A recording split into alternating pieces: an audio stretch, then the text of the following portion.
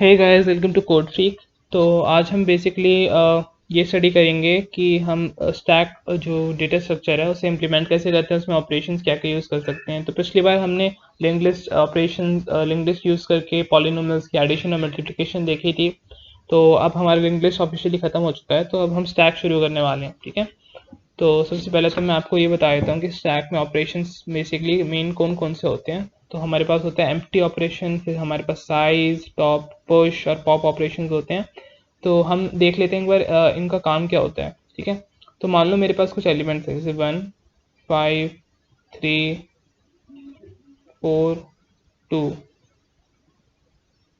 ठीक है, ये हमारे पास कुछ एलिमेंट्स हैं। ठीक है, हमारे पास और भी ज़्यादा हो सकते थे, लेकिन मैंने अभी 5 ही लिए हैं। अब मैं इन्हें स्टैक के अंदर डालना चाहता हूँ। ठीक है, तो मैं कैसे डालूंगा? सबसे पहले तो मैं 1 लूंगा, 1 को स्टैक के अंदर डाल दूंगा, तो 1 सबसे पहले नीचे चला जाएगा। ठीक है, 1 हट गया। फिर मैं 5 डालूंगा, तो 5 ऊपर से डालूंगा, ये भी नीचे चला जाएगा। ठीक है, उसके बाद 3 सिमिलरली। अच्छा, अब मैं आपको बताना चाहता हूँ कि ये जो हम डाल रहे हैं इसको हम स्टैक के कंटेक्स्ट में बोलें तो हम इसे बोलते हैं पुश करना एलिमेंट्स को। तो अगर मैं यहाँ पे 4 डालूंगा स्टैक के अंदर, तो मैं बोलूँगा कि मैंने 4 को पुश कर दिया स्टैक में। सिमिलरली हम स्टैक में 2 पुश कर देंगे। तो ये हो गया हमारा पुश ऑपरेशन। ठीक है, उसके बाद हमारा होता है पॉप ऑपरेशन। पॉप ऑपरेशन क्या करता है? पॉप ऑपरेशन जो टॉप पे एलिमेंट है स्टैक में उसे हटा देता है, और इसका जो रिटर्न टाइप होता है वो होता है इंट। और ये हमें रिटर्न करता है वो एलिमेंट जो हमने अभी अभी वो टॉप से हटाया है। अब हमारी मर्जी है, हम उस एलिमेंट को किसी तरह यूज़ करना चाहते हैं या नहीं करना चाहते, वो अलग मैटर है, लेकिन ये हमें रिटर्न करता है वो वैल्यू। ठीक है, तो अगर मैं स्टैक में से 2 पॉप कर दूंगा तो 2 हट जाएगा। फिर मैं स्टैक में से दोबारा पॉप करूँगा तो 4 हट जाएगा। फिर दोबारा पॉप करने पे 3 हटेगा। सिमिलरली दोबारा पॉप करने पे 5 हटेगा, और फिर पॉप करने पे 1 हट जाएगा। ठीक है, इससे ज़्यादा हम पॉप नहीं कर सकते क्योंकि हमारे पास एलिमेंट्स बचे ही नहीं अब। ठीक है, तो अभी तक हमने सिर्फ 2 ही पॉप किया है, तो अभी मान लेते हैं हमारे पास अभी भी 4, 3, 5 और 1 बचे हुए हैं। ठीक है, अभी के लिए ये मानते हैं। ठीक है, टॉप क्या करता है? टॉप फंक्शन हमें क्या, टॉप ऑपरेशन हमें ये रिटर्न करता है कि इस वक्त टॉप पे एलिमेंट कौन सा है। ठीक है, तो अगर मैं बोलूँ स्टैक में अगर मैं टॉप ऑपरेशन इंप्लीमेंट करूँ तो ये हमें रिटर्न कर देगा 4, क्योंकि इस वक्त हमारे पास टॉप पे एलिमेंट जो है वो 4 है। अगर मैंने 4 को पॉप कर दिया और अब पूछा कि स्टैक में टॉप ऑपरेशन इंप्लीमेंट करने के बाद हमें क्या रिटर्न होगा, तो 3 रिटर्न हो जाएगा, क्योंकि हमारे पास सिर्फ 3 है टॉप पर। ठीक है, ये हो गया हमारा टॉप ऑपरेशन। फिर होता है साइज ऑपरेशन। तो अभी आप देख सकते हो कि हमारे पास स्टैक में 3 एलिमेंट्स बचे हैं, 3, 5 और 1। तो साइज ऑपरेशन हमें number of elements remained in the stack return करता है। ठीक है, और लास्ट में हमारा एम्प्टी ऑपरेशन। ठीक है, एम्प्टी हमें रिटर्न करता है कि ये बुलियन टाइप का ऑपरेशन होता है, और ये बुलियन टाइप का फंक्शन होता है, और ये हमें रिटर्न करता है कि क्या स्टैक एम्प्टी हो गया या नहीं हो गया। क्योंकि अगर हम स्टैक पे एम्प्टी ऑपरेशन अभी लगाते हैं तो हमें फॉल्स वैल्यू रिटर्न होगी, क्योंकि अभी हमारे पास स्टैक एम्प्टी नहीं हुआ है, 3 एलिमेंट्स हैं। लेकिन अगर हमारे पास स्टैक एम्प्टी हो जाता है तो ये हमें रिटर्न करेगा ट्रू। ठीक है, और इस स्टैक को एम्प्टी भी करता है। तो अब हम इसकी इम्प्लीमेंटेशन देख लेते हैं। तो मैं अभी सी प्लस प्लस की जो स्टैंडर्ड टेम्पलेट लाइब्रेरी है उसे यूज़ करूँगा, क्योंकि उससे हमारा काम आसान हो जाएगा। तो मैं इंक्लूड करूँगा बिट स्लैश stdc++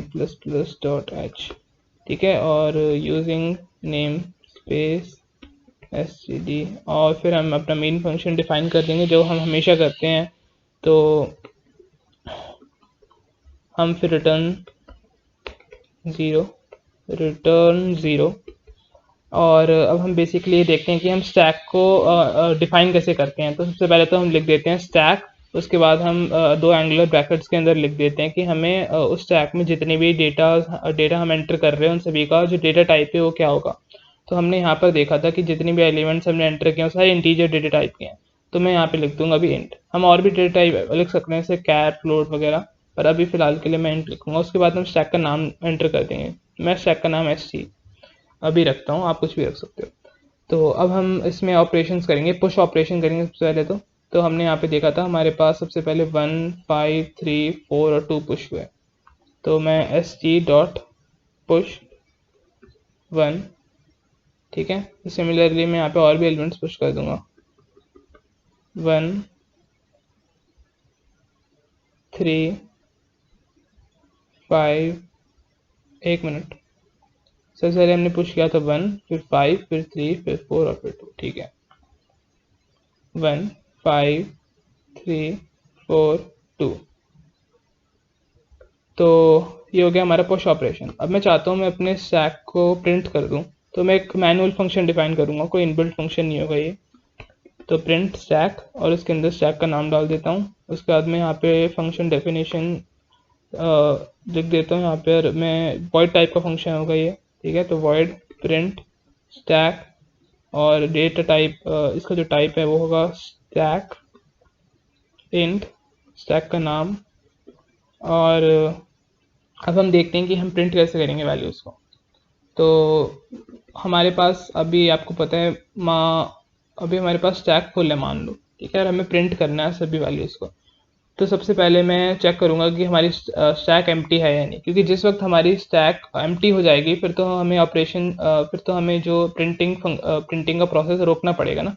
तो मैं जब तक स्टैक एम्प्टी नहीं होती तब तक मैं क्या करूंगा, मैं टॉप वैल्यू को प्रिंट कर दूंगा। जैसे इस केस में टॉप वैल्यू 2 है, प्रिंट कर दूंगा और फिर उसे पॉप कर दूंगा। 2 को हटा दिया। फिर टॉप हमारे पास 4 3 5 और 1 बचे हैं स्टैक में, तो हमारे पास अभी स्टैक का टॉप एलिमेंट हो जाएगा 4। मैं 4 को प्रिंट कर दूंगा और फिर 4 को पॉप कर दूंगा।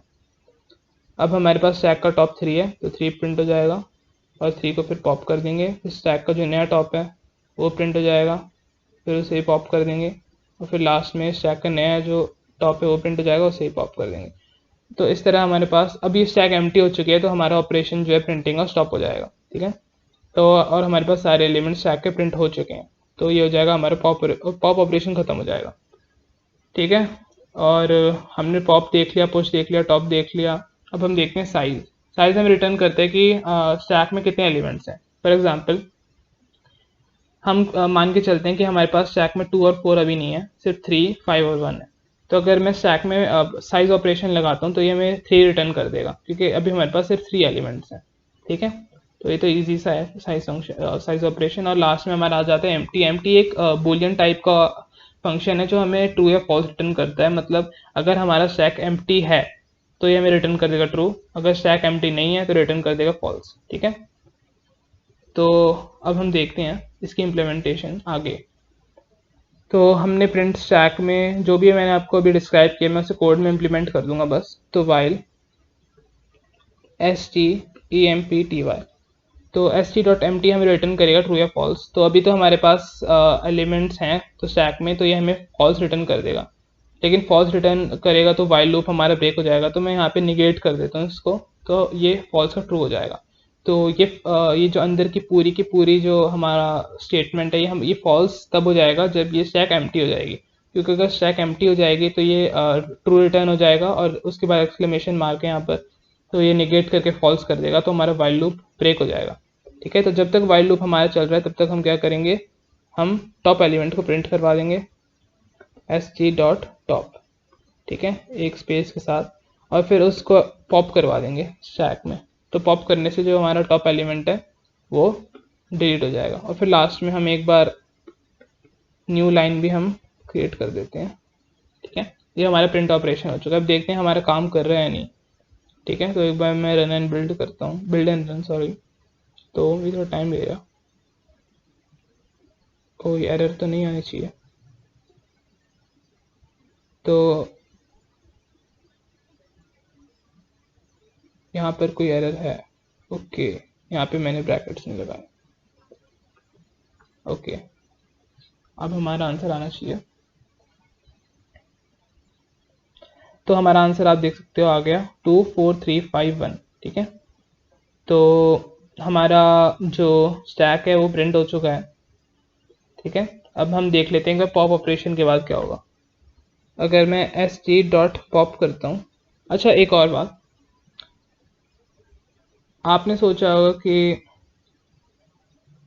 स्टैक ऑपरेशन में मैं जहाँ पे पॉप किए जा रहा हूँ तो इससे स्टैक के जितने भी एलिमेंट्स हैं वो हटे जा रहे हैं। ठीक है, तो क्या इससे हमारे स्टैक पे कोई फ़र्क पड़ता है ओरिजिनल स्टैक पर? तो हमारे ओरिजिनल स्टैक पर कोई फ़र्क नहीं पड़ता है। आपको पता होगा कि ये दूसरा फंक्शन है, इस फंक्शन में जो भी हमारे स्टैक के साथ हो रहा है वो ओरिजिनल स्टैक के ऊपर कोई भी इफेक्ट नहीं डालेगा, क्योंकि ये दूसरे फंक्शन में, ये अलग फंक्शन है और ये अलग फंक्शन है, तो दोनों में स्टैक का कोई रिलेशन ही नहीं है। ठीक है, तो कोई भी इफेक्ट नहीं होगा हमारी ओरिजिनल स्टैक पर। ठीक है, अब मैं एक बार यहाँ पे पॉप ऑपरेशन दिखाता हूँ, पॉप। ठीक है, और यहाँ पर मैं एक बार साइज फंक्शन भी दिखा देता हूँ। तो एस जी डॉट साइज, और प्रिंट कर देंगे, फिर हम पॉप करके दोबारा हम एक बार साइज प्रिंट कर देंगे, एस जी डॉट साइज, ये प्रिंट हो जाएगा। और उसके बाद हम एक बार पूरे स्टैक को ही प्रिंट कर देंगे, प्रिंट स्टैक एस जी। अब देखते हैं क्या रिटर्न होता है। तो हमारे पास आ जाते हैं अब,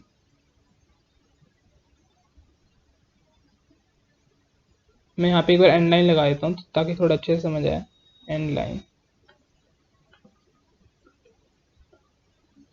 ठीक है। अब हम एक बार दोबारा रन करके देखते हैं। तो अभी आप देख सकते हो शुरुआत में हमारे पास स्टैक में 5 एलिमेंट्स थे, 1 2 3 4 और 5, तो हमारा साइज प्रिंट हो गया 5। उसके बाद हमने पूरी स्टैक को प्रिंट करवा दिया, तो प्रिंट हो गई हमारी स्टैक। फिर आपको पता है कि हमारे पास स्टैक में जो टॉप पे एलिमेंट था वो था 2, क्योंकि 2 लास्ट में हमने ऐड किया, तो ये स्टैक के टॉप पर था। उसके बाद हमने पॉप कर दिया तो हमारा 2 गायब हो गया, डिलीट हो गया। उसके बाद हमने नया साइज प्रिंट किया, तो पहले जो हमारे पास साइज था 5, उसके बाद एक एलिमेंट हटने के बाद साइज हो गया 4। ठीक है, ये भी सही है। उसके बाद हमने स्टैक प्रिंट करवा दिया, तो 2 हट चुका है, तो 4 3 5 और 1 प्रिंट हो गए। ठीक है, तो हमने बेसिकली सारे स्टैक के ऑपरेशंस कवर कर लिए। ये इजी था, इतना मुश्किल नहीं था SQL यूज़ करके। तो आगे मैं आपको प्रोबेबली स्टैक के कुछ स्टैंडर्ड क्वेश्चंस करवाऊंगा, जैसे इनफिक्स टू पोस्टफिक्स ऑपरेशंस वगैरह वगैरह। तो अगर आपको वीडियो अभी पसंद आई हो यार, तो लाइक एंड सब्सक्राइब करो चैनल को, और आगे ऐसी वीडियोस देखने के लिए जो बेल आइकन है उसे भी दबा दो। और बस आज के लिए इतना ही है। Till then, see you, bye.